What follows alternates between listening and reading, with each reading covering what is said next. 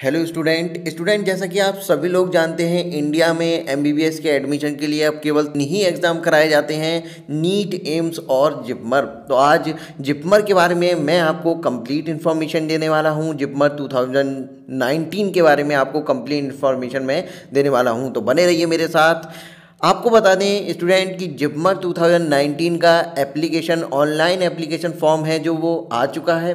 आप इसके लिए अप्लाई कर सकते हैं jipmer.edu.in पर जाकर। ये जो एप्लीकेशन फॉर्म है ये आपके आज यानी कि 6 मार्च से आपके अप्लाई होना स्टार्ट हो गए हैं, तो आप जाकर इनको अप्लाई कर सकते हैं। आपको बता दें कि जिपमर का जो एग्ज़ाम है वो आपका 2 जून 2019 को कंडक्ट कराया जाएगा। ये जो एग्ज़ाम है इसके बारे में मैं आपको आगे और भी डिटेल दूंगा। जो इससे रिलेटेड आपकी जो इंपॉर्टेंट इन्फॉर्मेशन है, सबसे पहले आइए उनके बारे में बात कर लेते हैं। तो पहला इन्फॉर्मेशन आपको मैंने दे दिया कि आपका 6 मार्च से यहाँ पर एग्ज़ाम जो ऑनलाइन एप्लीकेशन फॉर्म है वो आपके स्टार्ट हो चुके हैं। आप इसको जाकर jipmer.edu.in पर जाकर अप्लाई कर सकते हैं। दूसरा इन्फॉर्मेशन, इसकी जो लास्ट डेट है वो है आपकी 12 अप्रैल 2019। 12 अप्रैल तक आपकी ये चलने वाले हैं, ठीक है ना। एग्ज़ाम जो है आपका वो 2 जून को कंडक्ट कराया जाएगा। एडमिट कार्ड जब आप एप्लीकेशन अपना भर देंगे तब जो एडमिट कार्ड आपका आएगा वो 3rd वीक ऑफ मई में आपको मिलेगा।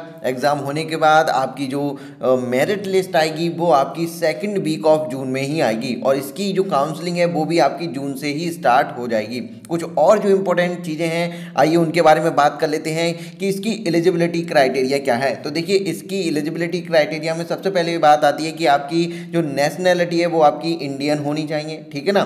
दूसरा जो पॉइंट है, सबसे ज़्यादा इंपॉर्टेंट पॉइंट, कि इसकी एज लिमिट क्या है। तो एज लिमिट के बारे में मैं आपको बता दूं कि इसके लिए केवल और केवल 17 साल आपकी उम्र होनी चाहिए। अगर आपकी एज जो है वो 70 ईयर है, आपकी 17 ईयर के अगर आप हैं तो इसको अप्लाई कर सकते हैं, बशर्ते आपने 12th पास कर लिया हो। अगर आपने 12th पास कर लिया है तो आप इसको अप्लाई कर सकते हैं, या फिर अपीयर कर रहे हो, इस साल आपने 12th का एग्जाम दिया हो तब भी आप इसको अप्लाई कर सकते हैं। दूसरी बात जो यहाँ पर आती है वो है कि अपर एज लिमिट क्या है। तो इसकी कोई भी अपर एज लिमिट नहीं है। जो मिनिमम एज होनी चाहिए वो आपकी 17 साल होनी चाहिए, और इसके बाद आपकी कोई भी अपर एज लिमिट इसमें नहीं है।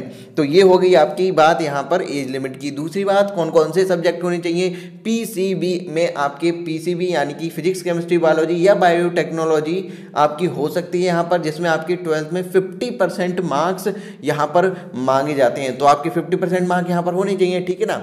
एक बार और मैं आपको यहाँ पर बता दूँ, वो ये है कि आपके जो मैंने 50% मार्क्स बताए हैं ये आपके जनरल कैटेगरी के लिए हैं। जनरल कैटेगरी में अगर कोई फिजिकली हैंडीकैप है तो उसको 45% आपके मार्क्स होने चाहिए, और आपके ओबीसी, एससी, एसटी कैटेगरी के लिए आपके 40% मार्क्स यहाँ पर रिक्वायर होते हैं। ये जो मार्क्स हैं आपके टुगेदर होने चाहिए आपके किस में, फिजिक्स, केमिस्ट्री और बायोलॉजी में। साथ ही एक चीज़ और मैं बता दूं, यहाँ पर इंग्लिश भी होना आपके पास कंपलसरी है। तो पीसीबी प्लस ई में इस चीज़ को आप यहाँ पर ध्यान रखेंगे, ठीक है। आगे बढ़ते हैं कि इसकी फ़ीस क्या है। तो देखिए, इसकी फ़ीस है 1500 रुपये जनरल कैटेगरी के लिए। सेम फीस आपकी ओबीसी कैटेगरी के लिए भी है। एससी, एसटी कैटेगरी के लिए यहाँ पर 1200 रुपये फीस रखी गई है। साथ ही जो फिजिकली हैंडीकैप कैंडिडेट हैं उनसे कोई भी फीस यहाँ पर नहीं ली जाएगी।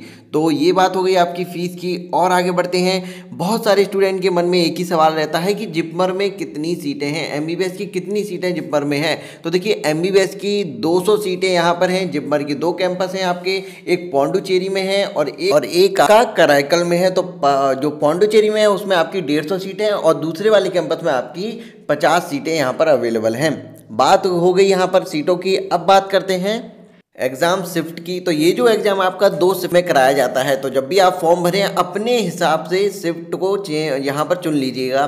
साथ ही ये जो होता है कंप्यूटर बेस्ड टेस्ट आपका होगा, सीबीटी टेस्ट होता है, ठीक है ना।